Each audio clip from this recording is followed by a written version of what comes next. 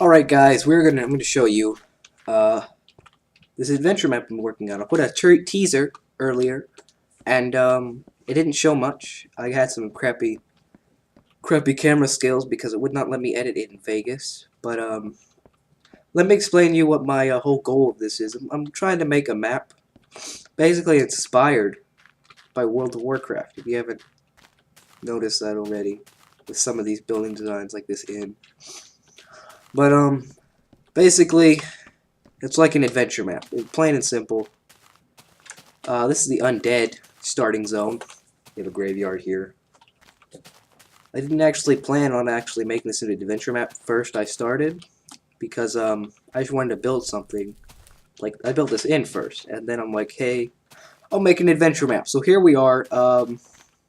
This is a quest building. I have not decided what to call them, but basically they're a 4 by like 8 or something. 4 by 8 or 9 or something like that. Specifics don't matter, but it has a piston attached to the chest. You put a lever here when you complete the quest. I'll have a sign here saying what note you use. And then you access to the chest. And because of its size, which it just loops around basically to this piston to uninvert it. And you can hook up a signal to open other stuff. I'll explain more on that later. But there are no shops, basically, or anything. You just find the items where you would get the item from. Like, this is a little lake of some sorts, a pond. There's a fishing pole. No, like, crafting of, like, wood items. You can't, like, go chop down trees so you can make yourself a bunch of swords or something. Most of that stuff is supplied, and, axes, if anything, are used as a weapon. See, here's some crafting items because, you know, this is a blacksmith. We have a furnace here. So you can only find certain items and crafting stations and such. Like, you can only find the necessities, basically, at a workbench. Or, I mean, a blacksmith. And I think that model looks okay for now. I might update it later. But this is the inn. Also, doing this completely vanilla. No mods, just creative. So, yeah, all these terraformed hills and such, they're all creative, vanilla, and you know, that kind of thing. You need some food. Let's go behind the inn and grab some cake and cookies, cause you know everyone loves their cake and cookies. Getting poisoned by spiders, go down to the cellar and get yourself some delicious milk. Delicious milk. Very nice milk you have there. We go upstairs. I've decided maximum of 4 players because this is a multiplayer, and I'll explain why it's multiplayer momentarily. So this is the standard room inn. You get personal storage filled with a bunch of crap that your last occupant left there. We have a bed here, which I think will look fine for now. A dresser for looks, purely looks. That little waiting area. It's just randomly there for no reason. But if you know what the World of Warcraft inns look like, this is basically what they look like, but in Minecraft form. Going off memory, since I haven't played World of Warcraft for a good solid 2 years. So that's the inn, in short. So, you know, you need food, you go to the inn, but if we go over here, there's all this dead space area that's just unnecessary, and I didn't like just having it unnecessary, so I put lovely chest filled with items, which you may want to get. But, of course, another chest. I'm just spoiling secrets. The apothecary little area over here. Oh god, I'm stuck on a pole. So you can get some, you know, you can set your potions up here. I give a bunch of items for potion making because I think that's going to be a very important tool in teamwork and the dungeon play, which I'll be previewing the dungeon later on in this video.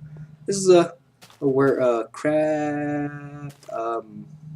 enchanting table that I just accidentally destroyed because I can't think straight and I'm sick. That's just unprofessional. We have a sign, Blackheart Keep. Venom Vein Mine, Inn, and Blacksmith.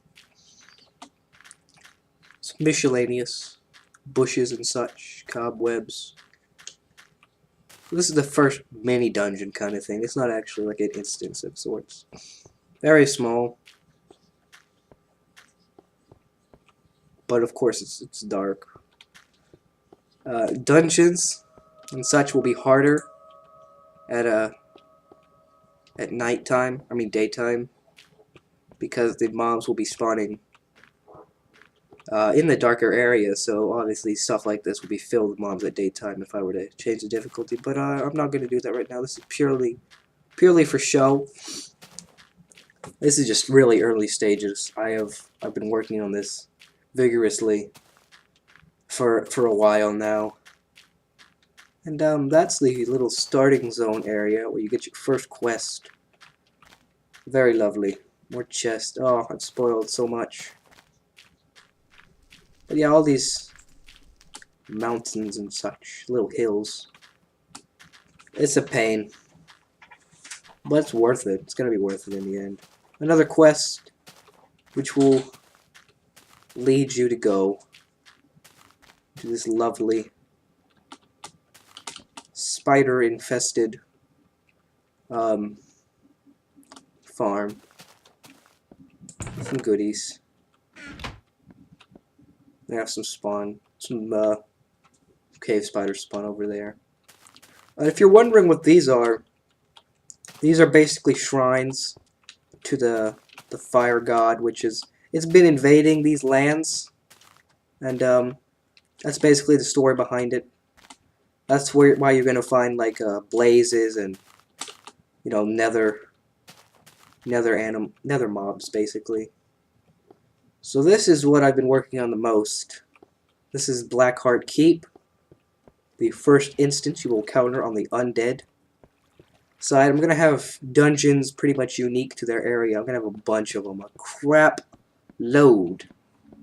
So we have a pens. This is basically, in case you did not know, based off Shadowfang Keep, a level 20 dungeon from World of Warcraft. I love that dungeon, so I decided I'd remake it to the best of my abilities. So yeah, got the cells in there. There are the goodies in those cells. More spoilers.